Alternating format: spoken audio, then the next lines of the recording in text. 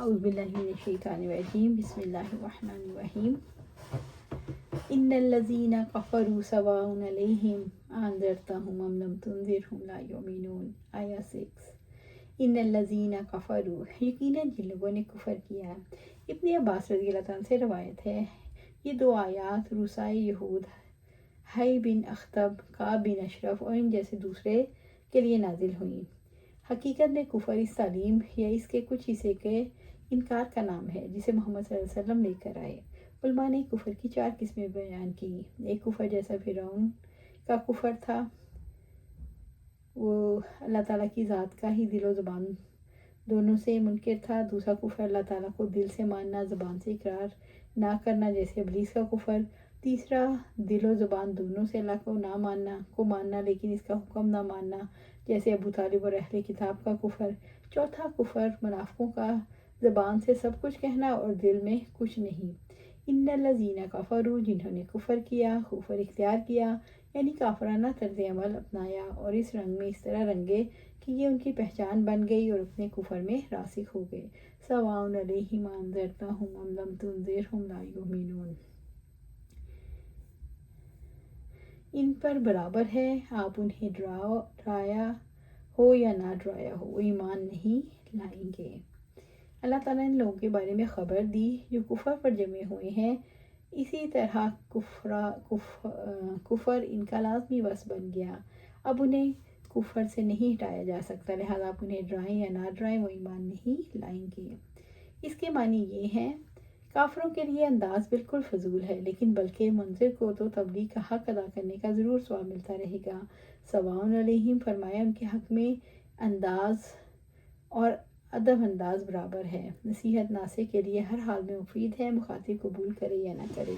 اس آیت میں ازلی کافروں کے لیے آپ صلی اللہ علیہ وسلم کا وعظ و نصیحت کرنا اور نہ کرنا دونوں برابر قرار دیے، مگر ان کے ساتھ علیہم کی قید لگا کر بتلا دیا کہ یہ برابر کفار کے حق میں، رسول اللہ صلی اللہ علیہ وسلم کے حق میں نہیں، بلکہ ان کو تو تبلیغ و تعلیم اور اصلاح خلق کی کوشش کا ثواب بہرحال ملے گا۔ ختم اللہ علی قلوبہم وعلی سمعہم وعلی ابصارہم غشاوہ ولہم عذاب عظیم۔ آیہ 7۔ اللہ تعالیٰ نے ان کے دلوں اور ان کے کانوں پر مہر لگا دی اور ان کی آنکھوں پر پردہ ہے اور ان کے لیے بہت بڑا عذاب ہے۔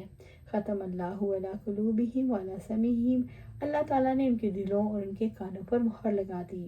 ان کے دلوں پر مہر ہے، دل کسی نفع مند چیز کو یاد نہیں کر سکتے، ان کے کانوں پر مہر ہے، کسی نفع مند کلام کو نہیں سن سکتے۔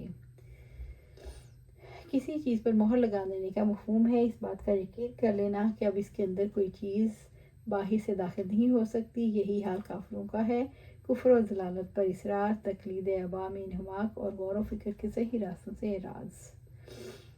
اللہ تعالیٰ نے بندوں کے تمام اعمال کے خالق ہونے کی حیثیت سے اس جگہ مہر لگانے کو اپنی طرح نسبت کر کے یہ بتایا، جب ان لوگوں نے قبول حق کی صلاحیت و استعداد کو اپنے اختیار سے تباہ کرنا چاہا تو سنت الہیہ کے مطابق ہم نے وہ بد استعداد کی کیفیت ان کے قلوب اور حواس میں الحمدللہ پیدا کر دی۔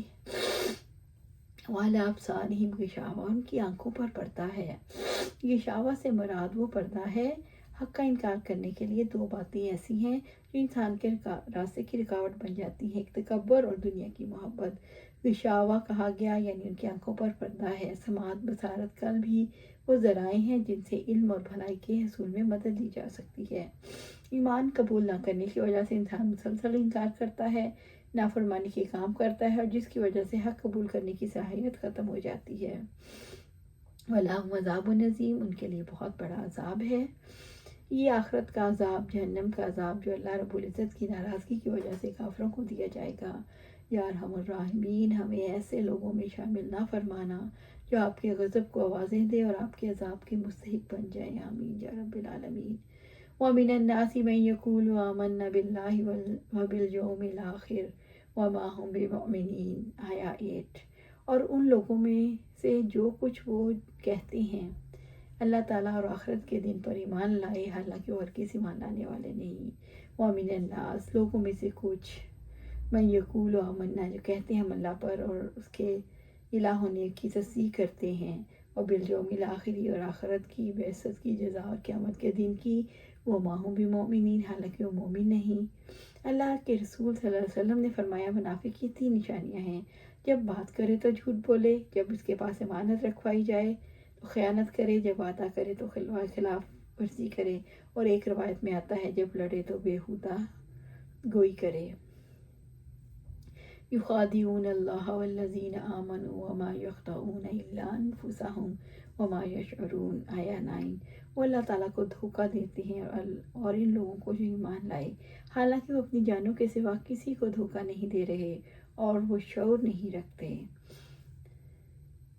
یخادعون اللہ والذین آمنوا، اور اللہ کو دھوکہ دیتے ہیں اور لوگوں کو جو ایمان لائے، حالانکہ منافق کا دھوکہ اپنے رب سے اور مومنوں سے ہوتا ہے، زبان کی بات سے اظہار کرتا ہے اور تصدیق کرتا ہے، لیکن اس کے برخلاف اس کے دل میں شک اور تکذیب ہوتی ہے۔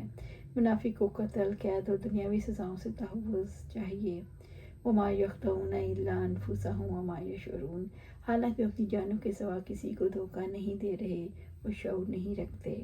منافق دین کے ساتھ ظاہری رشتہ قائم رکھتا ہے، جبکہ اس کی حقیقی وفاداریاں دنیاوی مفادات کے ساتھ ہیں۔ اس طرح وہ یہ محسوس کرتا ہے دنیا بھی محفوظ ہے اور اس کے ساتھ ساتھ دینداری کی شہرت بھی ہے۔ اپنے آپ کو اس غلط فہمی میں مبتلا رکھنا کہ دنیا بھی محفوظ رہے اور ظاہری نیک اعمال کی وجہ سے لوگوں کی نظروں میں دیندار بھی بنا رہے۔ وما یشعرون، وہ سمجھتے نہیں، اس سے مراد ہے وہ نہیں جانتے۔ ان کے دھوکے کا انجام انہی پر عائد ہونے والا ہے، یعنی اللہ تعالیٰ کا عذاب اور اللہ کا قہر۔ فی قلوبہم مرض فزادہم اللہ مرضا ولہم عذاب علیم بما کانوا یکذبون، ان کے دلوں میں ایک ہی بیماری ہے، وہ اللہ تعالیٰ نے ان کو بیماری میں زیادہ کر دیا، ان کے لیے دردناک عذاب ہے اس وجہ سے کہ وہ جھوٹ بولتے ہیں۔ فی قلوبہم مرض، ان کے دلوں میں ایک بیماری ہے۔ دلوں میں بیماری کیا ہے؟ شک، ریاکاری، نفاق، دنیا کی محبت اور مفاد پرستی۔ فزادہم اللہ مرضا، تو اللہ نے ان کی بیماری میں زیادہ کر دیا۔ اللہ تعالیٰ منافق کو فوراً سزا نہیں دیتے، اسے مہلت دیتے ہیں، اور اس کا نتیجہ نکلتا ہے کہ وہ اور زیادہ کھوٹے ہو جاتے ہیں اور آخر کار مکمل منافق بن جاتے ہیں۔ وَلَهُمْ عَذَابٌ عَلِيمٌ بِمَا كَانُوا يَكْذِبُونَ۔ اللہ تعالیٰ نے اس قول کے بارے میں فرمایا وہ تحریف اور تبدیلی کرتے ہیں۔ اس میں گناہ گاروں کے گناہوں کی تقدیر کی بابت اللہ کی حکمت کا بیان ہے کہ یہ روگ نفاق ان کے سابقہ گناہوں کا نتیجہ ہے، اور اسی طرح اللہ تعالیٰ انہیں اس کے سبب مزید گناہوں میں مبتلا کر دیتا ہے جو ان کے لیے مزید سزا کے موجب بن جاتے ہیں، جیسا کہ اللہ تعالیٰ نے فرمایا اور ہم ان کے دلوں کو اور ان کی نگاہوں کو پھیر دیں گے جیسے پہلی بار وہ اس پر ایمان نہیں لائے۔ سورۃ نام۔ اللہ سبحانہ تعالیٰ سے دعا ہے ہمیں قرآن سنت پر عمل کرنے کی توفیق دے، اس پر جما دے اور جنت الفردوس کے اعلیٰ مقام پر اپنے پاس گھر عطا فرمائے۔ آمین یا رب العالمین۔